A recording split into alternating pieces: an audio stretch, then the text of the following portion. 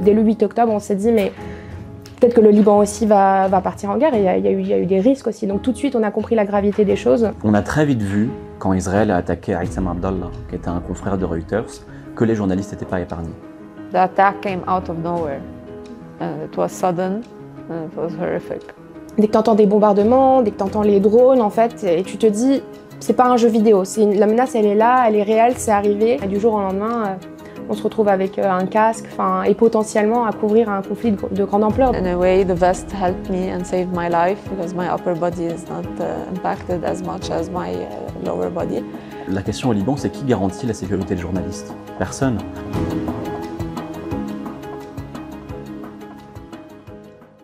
Je m'appelle Nada Mokour Atala, j'ai 32 ans et je suis journaliste pour The National et je couvre le Liban depuis 4 ans maintenant. Je m'appelle Arthur Saradin, je suis journaliste au Liban et je collabore pour plusieurs médias, radio, presse écrite et télévision française.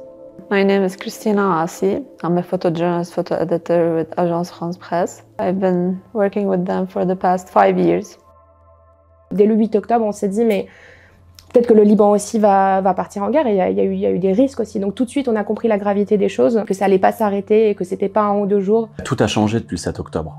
Déjà sur le plan sécuritaire, c'est très compliqué aujourd'hui de couvrir le Sud-Liban en tant que journaliste parce qu'on sait depuis le début du mois d'octobre qu'on peut être pris pour cible par l'armée israélienne. On a l'impression que nous, en tant que journalistes, on est des cibles. On a l'impression que d'être clairement identifiables comme des membres de la presse est plutôt un danger en fait. Quand on parle par exemple du premier cas, Aissam Abdallah, qui a été tué dans un village chrétien du Sud-Liban, alors qu'il portait son gilet presse, il était avec une équipe de Reuters, une équipe de l'AFP, ils étaient désignés comme journalistes, identifiables comme journalistes. L'armée israélienne leur a quand même tiré dessus. I was sent from Nicosia to Lebanon to cover what's happening on the border, on the Lebanese border of Israel. Suddenly, out of nowhere, we were attacked. And then like 37 seconds later, we were attacked again. On a une consort qui a dû être amputée de sa jambe. At that moment, we really didn't understood what happened because I lost sensation in my legs. On a Aissam, notre confrère, qui est décédé. I found out about Aissam that he passed away in a weird way. There was special instructions from the hospital not to tell me because it would be so shocking. And I searched, like I put October 13, journalist Lebanon. And the first thing I see is a video of his funeral. And here I lost it, like I started crying. La mort de Aissam, je pense, a été un énorme choc et traumatisme pour toute la communauté journaliste au Liban.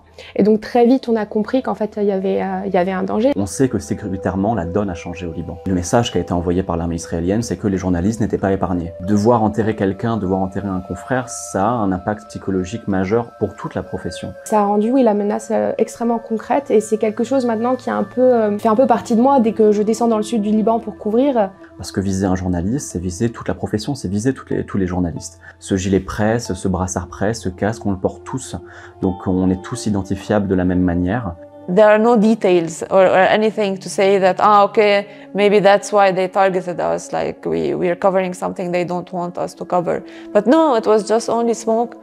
Il y a eu plusieurs enquêtes qui ont été menées par UNIFIL, par RSF, par aussi les différents journaux. Que ce soit celle de l'AFP, que ce soit celle de Reuters, qui ont toutes été menées indépendamment, on a vu que ces journalistes avaient été visés parce qu'ils étaient journalistes. Ils étaient identifiés, ils étaient identifiables, il n'y avait pas de menace à proximité qui justifiait une frappe israélienne. Dès que tu entends des bombardements, dès que tu entends les drones, en fait, et tu te dis, c'est pas un jeu vidéo, la menace elle est là, elle est réelle, c'est arrivé, c'est des gens qu'on connaît. Je pense que beaucoup de journalistes aujourd'hui s'interdisent d'aller au sud parce qu'ils sont persuadés que l'armée israélienne attaque des journalistes pour essayer de contenir la couverture de ce Sud-Liban et notamment ses excès. They don't want journalists to be covering anything or doing anything. I was just doing my job. Why? What's the point? It wasn't a mistake. Forcément, dès qu'on descend dans le Sud-Liban, en fait, on pense à 2 fois en fait avant d'aller couvrir, et on se dit à chaque fois, est-ce que vraiment ce que je veux couvrir en vaut la peine, parce que c'est notre vie qui est potentiellement menacée. C'est aussi un crime contre l'information. C'est aussi quelque chose qui met en danger notre capacité à avoir une couverture plurielle, indépendante et complète de ce conflit.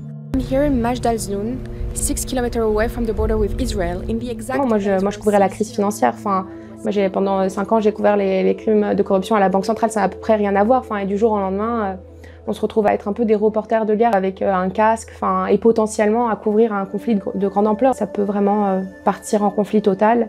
Et là, il faudra être prêt, il faudra aussi être bien formé, il faudra aussi avoir les équipements. L'information, ça a vraiment un coût de production qui est très important et qui ne peut pas toujours être assuré par les journalistes, surtout en temps de conflit.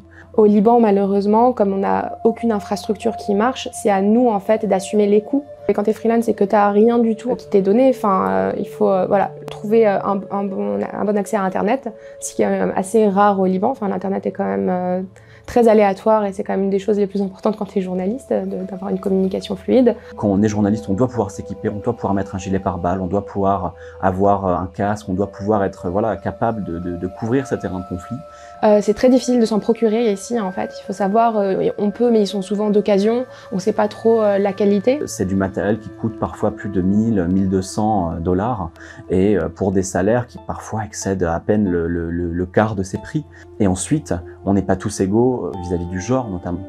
On a beaucoup de consoeurs par exemple qui n'ont jamais trouvé des gilets pare-balles qui étaient adaptés à leur morphologie parce que les gilets pare-balles ils sont surtout faits pour les hommes, ça écrase la poitrine et des fois pour des consoeurs c'est compliqué. Je travaille dans des conditions qui sont pas du tout idéales et c'est aussi un poids après pour ta santé mentale et tout, ça rajoute un peu au surmenage général.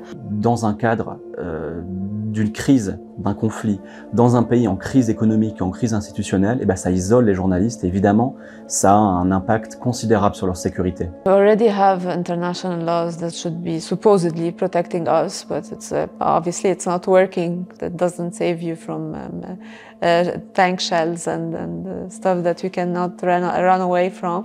Quand on est un organisme international, comme RSF ou comme une autre ONG, il y a plusieurs levées d'action.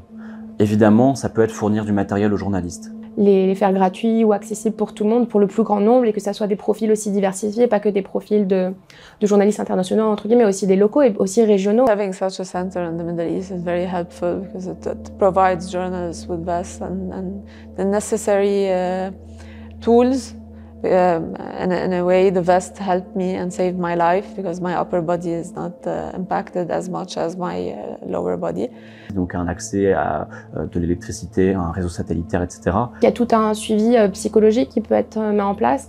J'ai l'impression qu'il y a un peu un tabou, on n'ose pas trop en parler parce qu'on ne veut pas paraître faible en fait. Il y a un côté où on dira on est le journaliste qui a roulé sa bosse, mais je pense qu'il y a beaucoup de traumas. Giving them space to speak and showcase their work and be there for them and support them in any way could be helpful for journalists. C'est parce qu'il y a des journalistes, c'est parce qu'il y a de l'information, c'est parce qu'il y a des caméras, parce qu'il y a des plumes, parce qu'il y a des micros, qu'on peut documenter un conflit. We have a duty to do, and our duty is to show the public what's happening in the news and to cover anything. Et c'est aussi ces éléments qui serviront plus tard pour la justice. If we allow such attacks to stop us, then okay, later on we can't cover protests, later on we can't cover anything. And then what? C'est parce que on a des images des massacres du 7 octobre que plus tard, on pourra demander des comptes aux instigateurs et documenter ce qu'ont été les massacres. We have a duty to do, and yeah, it takes all the support. Les associations comme RSF mais comme d'autres, toutes les associations qui concernent le droit humain, se battent pour ce droit à l'information parce que c'est un droit humain et parce que c'est un droit qui conditionne la visibilité de tous les autres droits qui peuvent être bafoués, surtout dans des temps de conflit, parce que c'est là où ils sont le plus attaqués. We should continue on our mission and journalism isn't dying.